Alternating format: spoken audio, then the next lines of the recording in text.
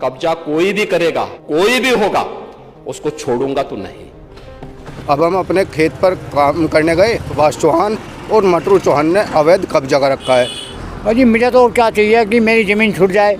ये पटवारी आश्वासन दे चला हुआ, आश्वासन दे, बताओ किसी की नहीं सुन पा रहा। बताओ ये एक पटवारी आदमी है, जबकि हमारे ऊपर में नौकरी मिली हुई है और हम चाहते कि धोखे दे रहा है। क्या फ़ायदा इस चीज़ का।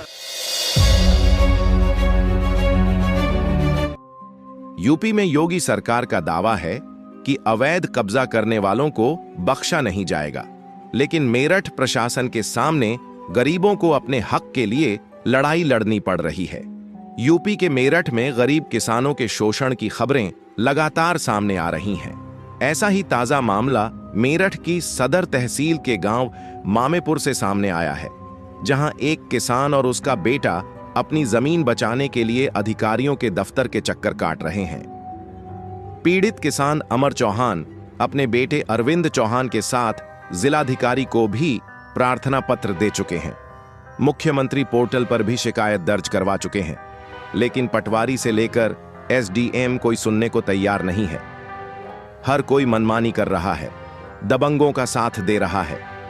पीड़ितों का आरोप है कि मामेपुर निवासी मटरू चौहान और सुभाष चौहान उनकी जमीन कब्जा करने की लगातार कोशिश कर रहे हैं, जिसका विरोध करने पर उन्हें धमकी तक दी जा रही है। कानून को ठेंगे पर रखा जा रहा है।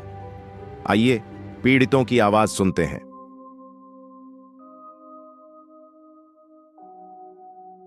हमारे पिताजी के नाम पे एक छोटा सा खेत था, जिसका खसरा नंबर 333, जो कि हमने 2020 में कुछ हमारी परेशानी के कारण और प्रॉपर्टी डीलर के कहने पर हमने थोड़ा सा टुकड़ा दे दिया था इसमें से, जो कि उसने आश्वासन दिया था कि भाई इतना मुझे दे दो, मेरा प्लॉटिंग चल जाएगी और रास्ता बन जाएगा, आपके खेत के लिए भी रास्ता बन जाएगा और मेरे लिकाड़ बाड़ के लिए भी।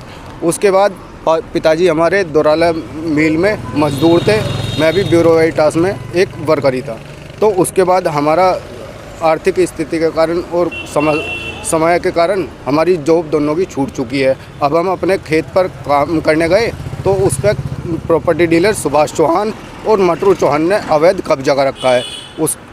उसके रिकॉर्डिंग ही मैंने एप्लीकेशन लगाई है सितंबर से डीएमओ ऑफिस, एसडीएमओ ऑफिस, इस पर कोई कार्रवाई नहीं हुई। फिर मैंने तहसीलदार पे भी काफ़ी रिपोर्टें लगाई है कि इस पर कुछ कार्रवाई हुई, उस पर कोई कार्रवाई नहीं हुई।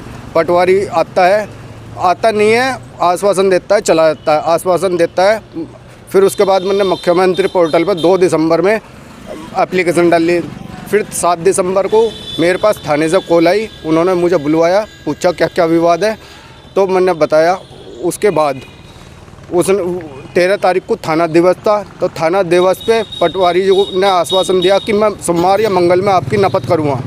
वो जब भी नहीं आए, सोमवार मंगल में नहीं आए। अब आज तक भी कोई अपडेट नहीं है। हाँ जी, मेरठ के सभी अधिकारी जितने भी है, डीएम हो गया, एसडीएम हो गया है, तहसीलदार हो गया, पटवारी हो गया, सबके पास नहीं सुन पा रहा पटवारी। अजी मुझे तो क्या चाहिए कि मेरी ज़मीन छूट जाए। ये पटवारी आश्वासन दे चला हुआ, आश्वासन दे, बताओ किसी की नहीं सुन पा रहा। बताओ ये एक पटवारी आदमी है, जबकि हमारे ऊपर में नौकरी मिली हुई है और हम चाहते कि धोखे दे रहा है। क्या फ़ायदा इस चीज़ का। एसडीएम के से आपकी मुलाकात हुई? हाँ जी, मुलाकात। उन्होंने खूब एप्लीकेशन लिया, उन्होंने कहा जाओ नपेगी, और उसके एप्लीकेशन उन पर पहुँच भी ली। जावे सुभाष चौहान से और उनका आके मिलकर अपना चले आवे।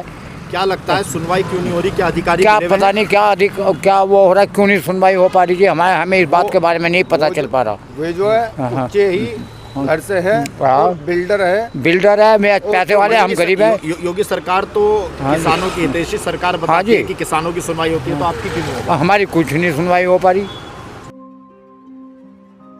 सवाल इस बात का है कि सीएम योगी के सख्त आदेशों के बावजूद भी क्यों अधिकारी पीड़ित जनता की सुनवाई नहीं कर रहे हैं? क्या अधिकारियों को दबंगों और माफियाओं से उनका हिस्सा मिल रहा है? आखिर कब तक ये पीड़ित पिता पुत्र इंसाफ के लिए भटकते रहेंगे? Bureau report, N Bharat media.